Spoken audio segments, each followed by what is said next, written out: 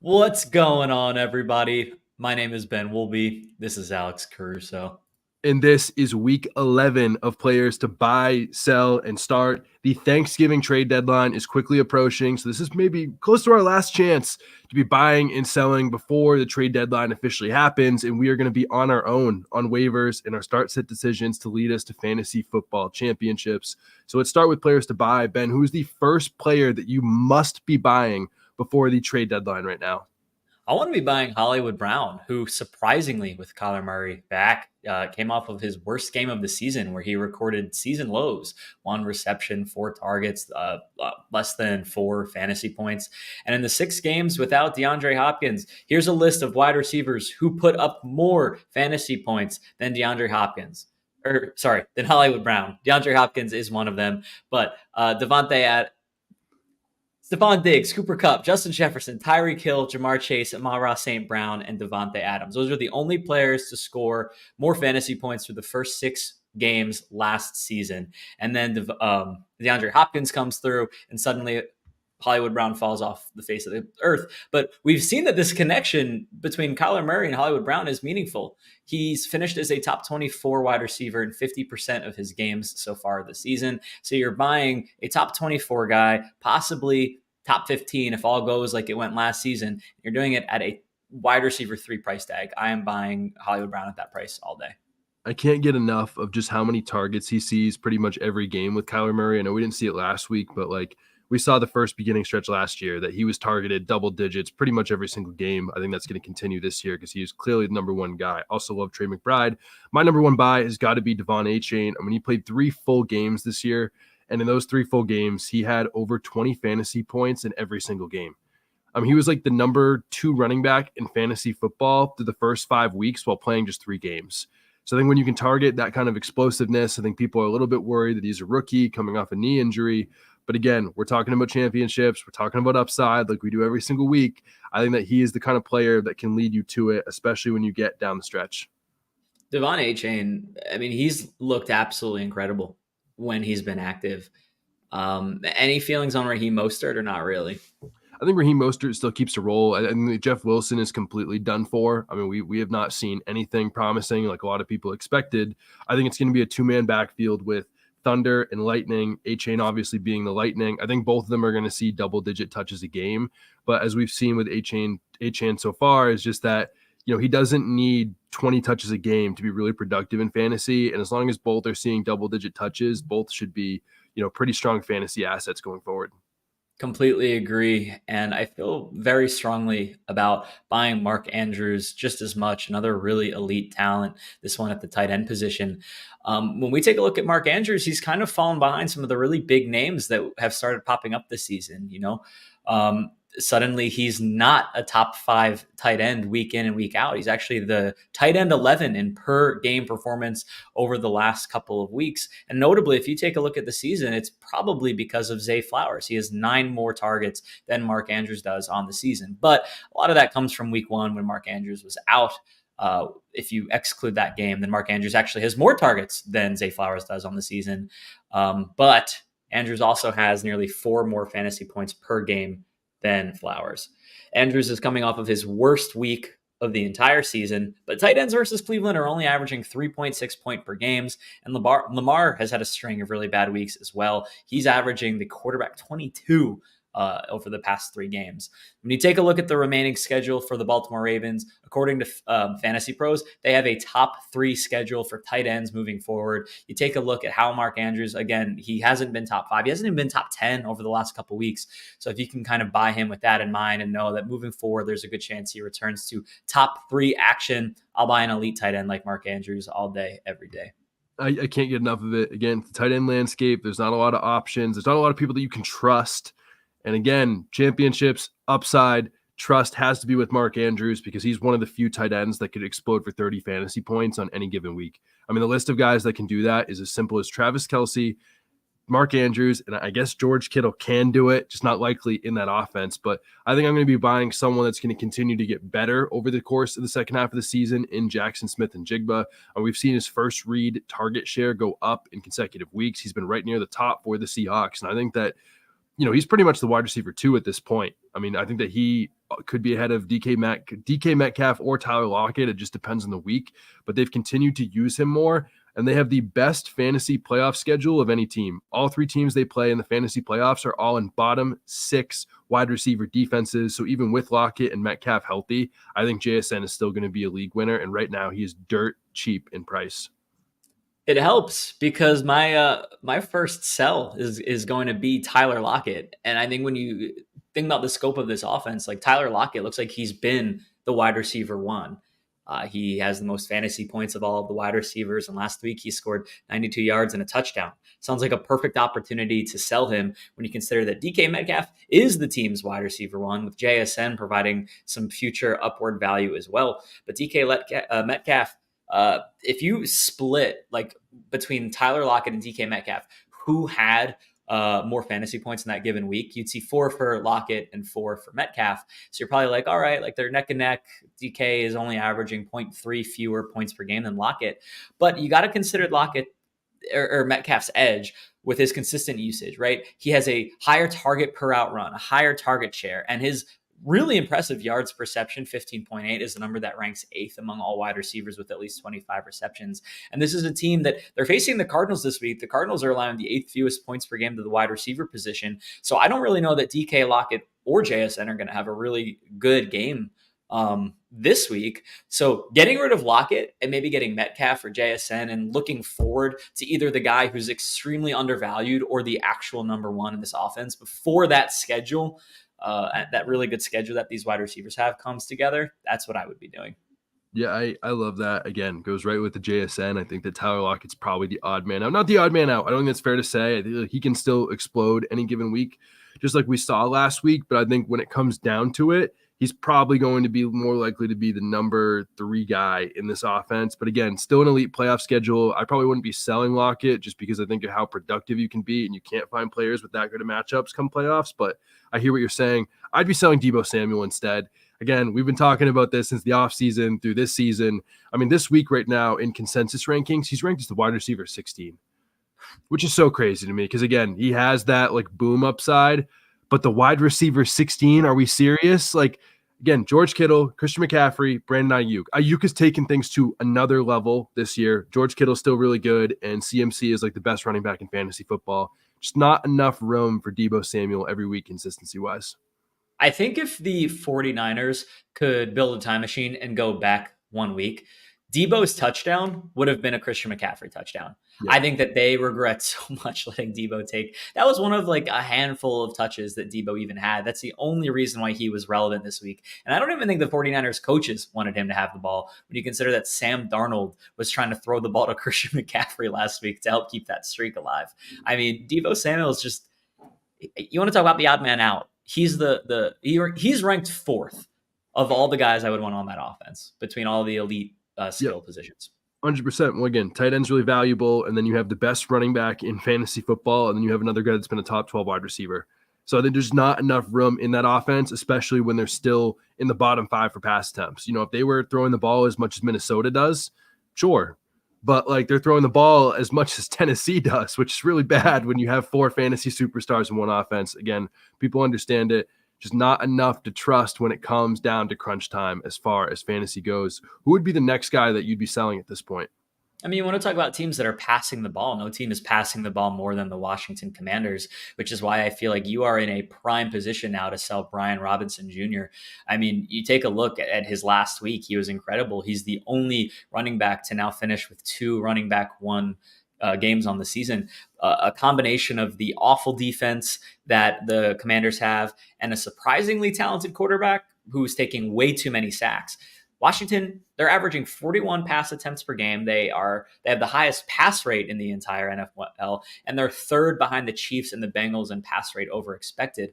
And last week, Bijan Robinson Jr. only saw 8 rushes, 8. And he finishes the running back 1. He did that because of what he was able to do through the air. He totaled 6 receptions, 119 yards, and a touchdown. But that's not what we're expecting from Bijan Robinson Jr. He's yet to run more routes than Antonio Gibson. Gibson is averaging 7 more routes per game. And Robinson has only seen more targets than Gibson in 2 games. Gibson's averaging 1 more target and 1 more reception than Robinson over the course of the season. If you split things up, Robinson, he is the RB12 on a points per game basis, but he's not even startable as a running back one. And knowing what we know about how this team wants to divvy up passing work, it's mostly through Antonio Gibson. We're going to see some regression with Brian Robinson, really just not seeing the volume that Gibson has. And be looking to sell Brian Robinson like he's a running back one, knowing that you're either upgrading entirely or getting a package deal in return. So right now, I mean, like you mentioned, like Sam Howell is pretty much on pace to beat the record for NFL pass attempts. So that obviously hurts Brian Robinson. But again, I think earlier in the season, like Brian Robinson was considered like a league winner. He was really great. So at this point, we got about 5 or 6 weeks left in fantasy football season. Would you rather have Antonio Gibson or Brian Robinson in a PPR league? I think I'd rather have Brian Robinson, but only because he's been the better of the two. We have seen him score more touchdowns. We've seen him get involved in the passing work. He is averaging more touches per game than Antonio Gibson, so I prefer him. But even still, I don't really prefer him over, if he's the RB12, I could probably name 20 running backs I prefer over him rest of the season. That's a fair point. I think that I personally at this point would probably take Antonio Gibson. Because I worry about game script and some of the matchups that they have coming up could be a little bit more problematic for Brian Robinson than for Antonio Gibson. But I think that it's pretty close, which is pretty crazy to say, because if you asked me 5 or 6 weeks ago, it would have been Brian Robinson, 6 ways to Sunday. But what about like for someone like the Browns offense right now? Like where would you go there? Like, would you be selling them or buying them at this point, since we're on the topic? Because Deshaun Watson has been ruled out for the season. So what do you do with every option in the offense between the big three of Jerome Ford, Amari Cooper, and David Njoku? What do? You pray. None of these guys are going to have as good of a season as they had with Deshaun Watson, unfortunately. Like Amari Cooper, if you take a look at his target share, he has nearly an identical target share when Deshaun Watson is in versus when he's out. But his fantasy points per game drop off a cliff, nearly like 60% production. Maybe the only guy worth continuing to hang on to and start regularly is Jerome Ford. But I really don't even understand how you would do that when we've seen Kareem Hunt become more and more involved in this offense. It's dangerous. I think if there is a way to sell these guys, I definitely would, because they're like the living equivalent of a ticking time bomb where it doesn't matter, because there could be a point where whoever their backup quarterback is, gets hurt and they put in someone even worse. It's at the point now where I think if you look at the rest of the season, it's not going to get better. So when it's not going to get better, if you can sell for anything, I probably wouldn't be doing it. You got a committee with the running backs. Amari Cooper's going to be hard to trust week to week. David Njoku is the only guy I'd probably just be holding because he's been playing well, but I don't know if I'd be optimistic or what you could really trade for David Njoku at that point. But the other guys, I would definitely be selling. But let's move on to this week for week 11. This is a big week. Playoff implications are starting to come into fold because some weeks only have 4 weeks left until the playoffs. Like, who are some guys that you think need to be in lineups and could go for absolute explosion weeks this week? I feel like it's dumb to say, hey, everybody, start Jahmyr Gibbs when Jahmyr Gibbs is one of the best running backs over the last month. But now that David Montgomery is in the fold, maybe you're scratching your head and you're like, was last week a fluke? Take this as nothing more than a vote of confidence for Jahmyr Gibbs moving forward. He led, totally unexpectedly, the Lions in touches last week, right? He outpaced David Montgomery 17-12 in touches. And it's common that a player coming back from injury sees reduced touches. And that's fine, right? That David Montgomery had reduced touches. But what is concerning was the Lions' decision to utilize Gibbs in the red zone. He had just as many goal line carries as David Montgomery, which we have not seen all season long. And guess who scored the touchdowns? It wasn't David Montgomery. It was Jahmyr Gibbs who scored 2 goal line touchdowns. The only reason David Montgomery was relevant last week was that 75-yard house call for a touchdown. And that was awesome. But we all know that he can't do that week to week. With Gibbs showcasing significant usage in week 10, he is a must-start running back until he is no longer being used in the way that we've seen him over the past month. Yeah, I think that I agree. But do you worry? I agree, but I think there is a part of it that worries me when you think about the fact that for David Montgomery in this role, it's never gone away. So even last year with DeAndre Swift. I think Gibbs probably better than Swift, but like Yes. the whoever this like bruising running back is a role that'll never go away in that offense. Like, do you think that can cap Jahmyr Gibbs, or do you think this team understands more than the Falcons do that we have to give this guy the ball if he's the number 12 pick, even with the way how he's playing right now?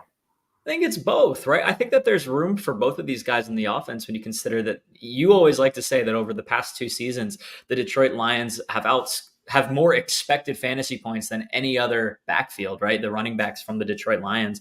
You also consider their tendencies at the goal line. This is the team that likes probably only the Eagles like to run the ball more at the goal line than the Detroit Lions. They score a ton of rushing touchdowns, and that limits Jared Goff's upside. That limits Amon-Ra St. Brown's upside. Could you imagine if those were all passing touchdowns? We'd be talking about Jared Goff like he's a top 5 quarterback. Talking about Amon-Ra like he's number 3 behind the obvious number 2, right? But instead, we're not. We're talking about how these are good guys, but I want to be starting Jahmyr Gibbs and David Montgomery this week. Obviously not if you have both of them on the same team. You're limiting your upside, but for real life fantasy football purposes, there's no upside. I mean, Jahmyr Gibbs is startable. David Montgomery is startable. Yeah, I think that's a good point. And that's a good way to look at it. I think, again, we talked about it all offseason that both running backs can be productive, but I think it's worth noting just how much extra usage Gibbs was seeing beyond 50-50. And that's where I wonder, like, can that actually hold up for the rest of the season? Someone else I'm going to be starting this week. I know that people are sick, tired, and ready to get rid of him. It's got to be Tony Pollard. He's still seeing usage. He's still seeing touches. We've been talking about it for too long as Tony Pollard is a buy low and like this is going to be the week. But, this is another, like, if he doesn't score, at least 10 to 15 points this week, I'm out on him. He's playing the Panthers, second most allowed fantasy points. We talked about Chris Olave last week. I'm going to give up on him if he doesn't score double-digit points. Chris Olave came through. It's Tony Pollard's turn to come through and put in a really big week for fantasy managers to give us confidence going into the playoffs. How does it make you feel that Rico Dowdle saw some additional red zone work last week? I think it was more of a fluke because they knew they were playing the Giants and that they were going to absolutely run the brakes off of them. I think there's certain matchups they're going to have going forward in more competitive games, but I think Mike McCarthy saw Tommy DeVito on the other side. No disrespect to him, but he said, okay, we're going to win this game. Let's keep Tony Pollard as fresh as we can. Yeah, I agree. I think that this is the last week for Tony Pollard. If you can grab him this week, awesome. But keep in mind, that's one of the biggest, most risky decisions that you can make. He has been really disappointing this year. And if he does not bounce back right now ahead of the fantasy football playoffs, he probably never will in this matchup.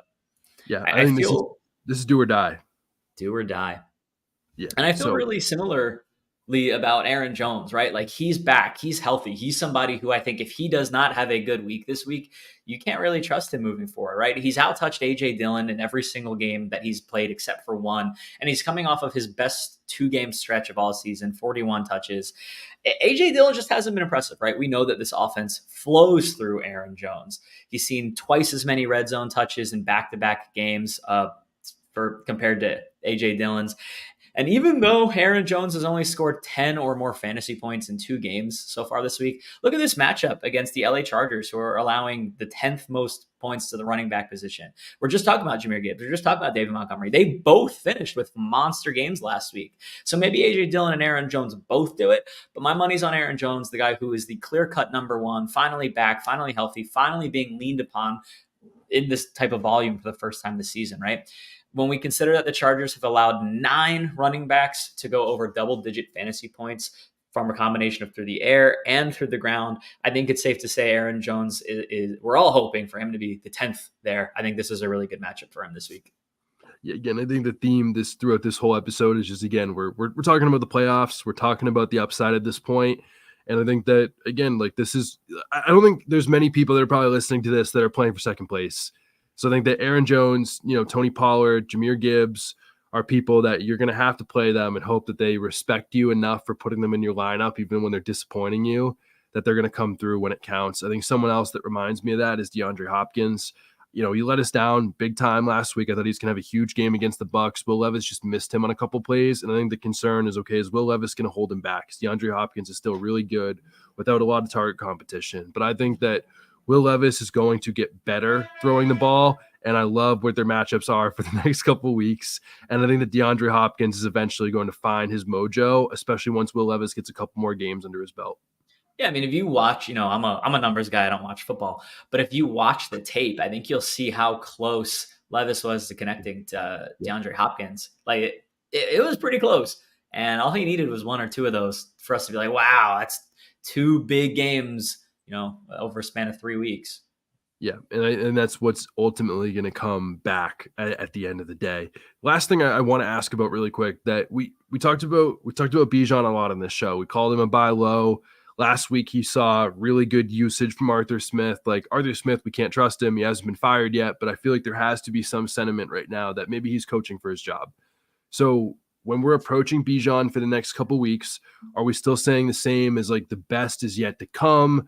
By Bijan, he's going to be the guy, or do you worry enough about Arthur Smith and where this offense is headed that maybe we don't see those big weeks from Bijan come playoff time? I think at this point we know how the Atlanta Falcons are planning on using Bijan Robinson. Like it just is what it is. He's fine. He's startable. He just wasn't worth your first round pick. Sorry. Hopefully you did a good enough job drafting around him where you either have better options to start. Hopefully you traded him away when you had the opportunity. And hopefully you can figure it out, because I think Bijan is what Bijan is, and all you can really do is hope for the best. I wouldn't be trading him away because we've seen what first round rookie running backs are capable of doing. I wouldn't be trading him away because he is truly a generational talent. But at the same point, it's hard to stomach starting him week in and week out when he's not putting up a 30-point game like Christian McCaffrey is. Yeah, and that's a really fair point. I think that's like the toughest part of it is when you have, people with bad coaching situations or offenses that hold them back. But at the end of the day, I think you just have to hope that, whoever, is beeping the horn behind me is just as excited about Bijan as we are. Because Yes, I think sir. that, again, they have great playoff matchups. They face 3 straight bottom 10 run defenses for fantasy football. You're going to have to just take the guy that you probably took in the first round of your drafts and hope that he's going to come through for you come playoff time. And Alex, I got to ask too, because we were talking a little bit about Tommy DeVito and I was talking about Saquon Barkley last week. I'm curious, where are you at with Saquon? Do you see my perspective? I know last week you maybe didn't, but this week I feel like we saw what the Giants did last week. We saw Saquon see, he had the most targets of any New York Giant, only saw 1 reception for -5 yards. Like volume's there, efficiency not. What's your standpoint on Saquon moving forward?